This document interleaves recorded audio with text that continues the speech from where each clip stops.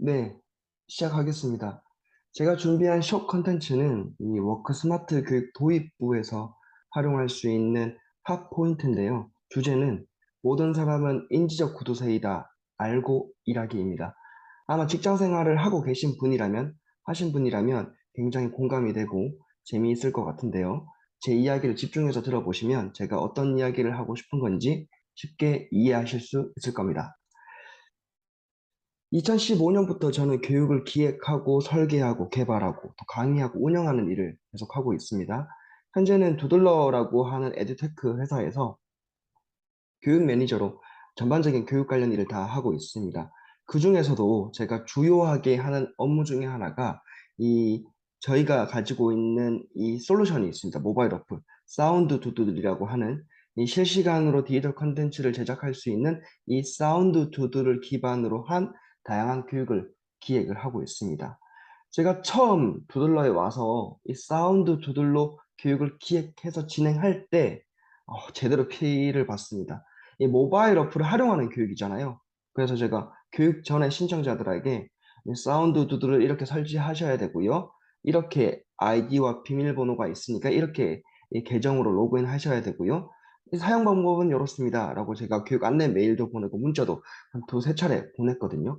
가장 중요한 포인트가 뭐냐면 이제 아이폰, 아이패드에서는 안 된다. 설치가.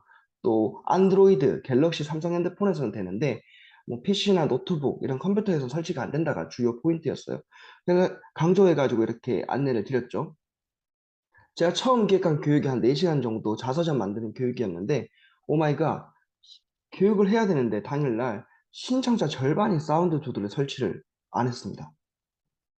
교육 시작하자마자 이제 뭐 설치하고 떻게 로그인해야 되는지 그 방법 문의가 폭주하는 거죠. 뭐 아이폰은 설치 안 되냐, 뭐 PC 컴퓨터에서 설치가 안 되냐, 로그인 안 된다, 내 아이디 비밀번호 뭐냐, 막 다 막 엄청 물어보시는 거죠. 말 그대로 아비규환 지옥이었습니다. 이게 대면 교육이었으면 그래도 제가 대응이 좀 쉬웠을 텐데 코로나가 심할 때라서 이제 비대면 교육을 진행하고 있었거든요. 한 15분 정도 이렇게 수습하고 교육이 시작이 되니까 시간이 부족하죠. 당연히 제가 처음 기획한 대로 그게 끝까지 잘 이루어지지는 않았습니다. 교육을 잘 챙기지 못한 제 스스로에게도 굉장히 화가 나는데, 굉장히 또 제가 이런 생각이 들더라고요. 내가 분명히 메일도 보내고, 나 문자도 보냈는데, 왜 이 사람들이 제대로 확인을 안 했을까? 제대로 확인하면 이런 문제가 없었을 건데, 라는 생각이 들면서 이 교육 참석자한테 굉장히 화가 났습니다. 그런데 이 첫 교육 이외에도 이 사운드 두드를 활용하는 이제 내부 교육, 외부 교육을 진행할 때 제가 교육 안내 메일과 문자를 보내도 항상 제게 똑같이 연락이 옵니다. 설치가 잘 안 된다고. 그래서 제가 확인해 보면 왼쪽에 보면 이제 카카오톡 내용 보면은 노트북에서 설치하고 있으니까 설치가 안 되는 거죠. 그래서 제가 노트북에서 설치가 안 된다라고 이야기를 하죠. 10중 8구 아이폰, 뭐 데스크톱 컴퓨터에서 설치 안 된다라고 이야기를 합니다. 제가 그렇게나 안드로이드 핸드폰, 삼성 핸드폰, 갤럭시만 된다고 그렇게 강조해서 표시해서 안내했는데 이런 연락이 와요. 이런 연락을 계속 대응하다 보면 1시간, 2시간 그냥 없어집니다. 저희 회사는 이제 10시 반 출근해서 6시에 퇴근하는데 업무 시간이 6시간 반, 뭐 점심 먹고 하면 또 6시간밖에 안 된단 말이에요. 근데 이 한두 시간 이렇게 대응하다 보면은 시간 로스고 결국 정작 제가 더 중요한 일에 집중할 시간이 부족하게 됩니다.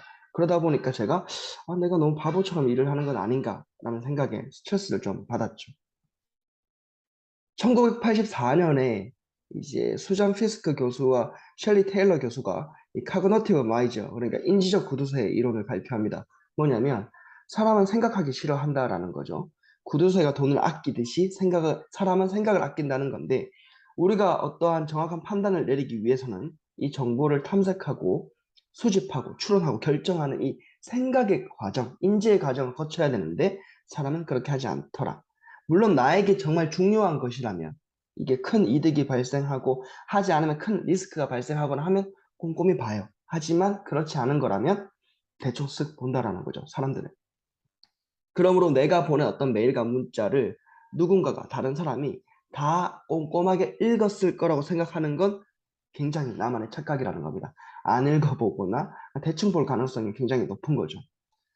우리는 일을 할 때 굉장히 다양한 이해관계자와 커뮤니케이션을 하죠. 가령 우리가 어떤 프로젝트를 한다라고 하면 이해관계자 엄청 많습니다. 누가 있습니까? 최종 의사 결정권자랑도 커뮤니케이션을 해야 되고, 일을 같이 하고 있는 뭐 상사, 동료, 후배랑도 커뮤니케이션 해야 되고, 타 부서 직원, 협력사 직원, 그리고 가장 중요한 고객과 커뮤니케이션을 해야 되죠.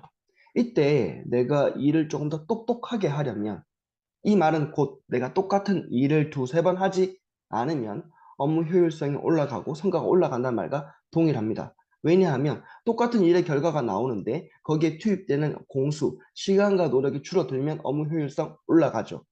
그리고 두 번, 세 번 할 시간을 아껴서 내가 보다 더 중요한 일에 집중한다면 내가 성과를 낼 확률이 높아지죠.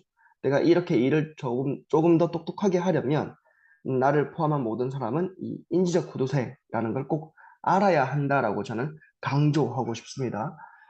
저는 프로젝트성 일을 많이 했습니다.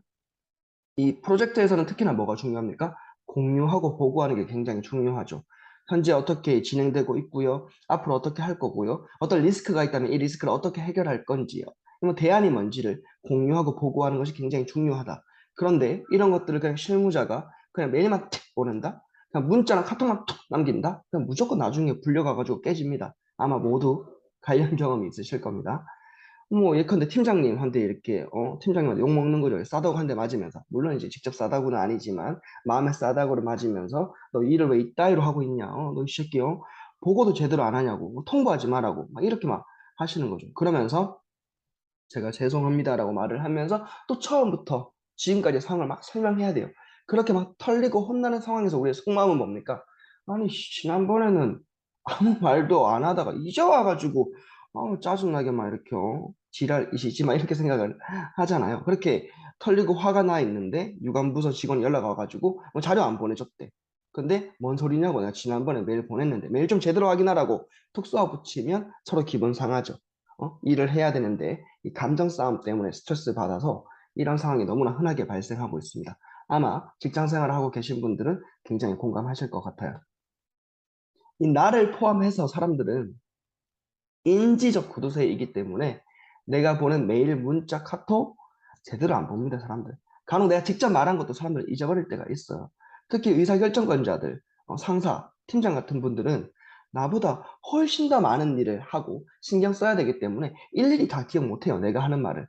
따라서 제가 강조드리고 싶은 부분은 내가 일을 좀 똑똑하게 하려면, 스마트하게 하려면, 그냥 제가 예를 들어서 설명하는 겁니다. 이렇게 해야 된다라고 하는 게 아니고, 인지적 구도체가 중요한 건데, 내가 중요하다고 생각하는 내용을 내가 메일로 보냈다면, 이 메일 내용을 문자나 카톡으로도 보내서 기록으로 남기고, 히스토리 관리하고, 저는 이제 문자보다는 카톡을 좀 더 추천드리는데, 확인이 가능하기 때문에, 현재 상황을 좀 지켜보고 살펴보고 난 뒤에 웬만하면 직접 가서 대면으로 직접 중간 보고를 하거나 중간 공유를 하는 것이 좋습니다. 특히 어떤 문제, 리스크가 있거나 어떤 일을 완료했을 때는 반드시 직접 말을 하는 것이 좋습니다. 만약에 이제 부재 중이시라면 전화를 직접 하는 것도 좋은 방법이겠죠. 이게 별거 아닌 것 같지만 이렇게 하게 되면요. 내가 함께 일을 하고 있는 이 이해관계자들과 업무적으로 공동분모를 형성할 수 있어요. 그럼 나중에 같은 일을 두 번, 세 번 하지 않습니다. 비효율적인 일들이 줄고 스트레스를 좀 덜 받고 이해관계자와 함께 성과를 내는데 큰 도움이 됩니다. 제가 또 이렇게 말을 했다고 눈치 없게 또 메일만 보내면 주구장창 카톡하고 문자하고 전화하고 대면 가서 직접 말을 하고 이렇게 하면 또 욕먹습니다. 항상 늘 상황에 맞게 융통성 있게 하셔야 됩니다. 저는 현재 이제 인천 남부초 방과후 운영 PM인데요. 커뮤니케이션 회의할 이해관계자 정말 많아요. 아마 18명 정도 됩니다. 뭐 담당 선생님, 코디네이터 선생님, 총괄하는 선생님, 실무사님, 주무관님, 또 우리 내부의 대표님, 뭐 함께 일을 하고 있는 뭐 저희 매니저님. 그런데 저는 이들이 인지적 구두쇠인 걸 알기 때문에 매우 긴밀하게 소통하죠.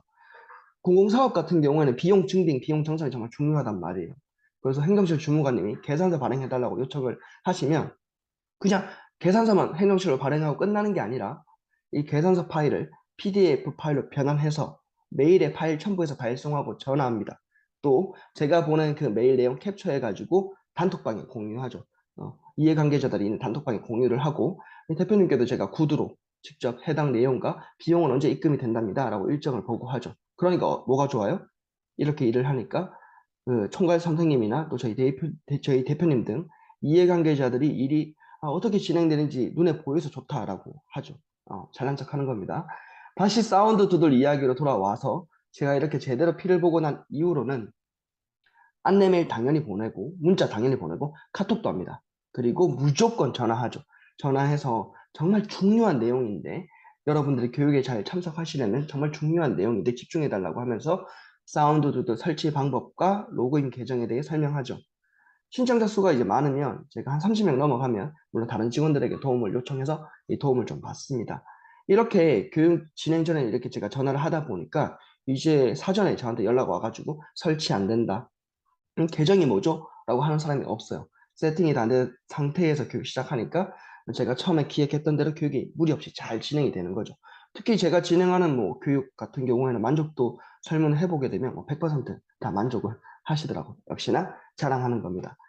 이제 좋은 소식은 저희 사운드 두들이 iOS 버전도 개발이 완료됐기 때문에 아이폰과 아이패드에서도 사용이 되고요.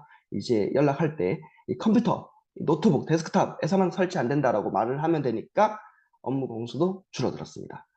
제가 오늘 도입부에 워크스마트 도입부에 인지적 구두쇠를 제 경험으로 설명을 드렸는데요. 지금까지 제가 회사에서 일을 하면서 여러 시행착오를 겪었고 이 시행착오로 생긴 저만의 업무 노하우와 스킬이 있습니다. 이런 스킬들을 좀 공유 드리고자 하는데 그 이유는 여러분들 항상 고민하시잖아요. 어떻게 하면 내가 업무를 효율적으로 할 수 있을까? 어떻게 하면 내가 성과를 잘 낼 수 있을까? 고민을 하시기 때문에 이 제 업무 노하우이자 이 스킬이 여러분들에게 도움이 될 수 있겠다라고 저는 확신을 합니다. 물론 제 이야기가 다 맞지 않기 때문에 여러분들은 취할 것은 취하시고 버릴 것은 버리시면 되겠습니다.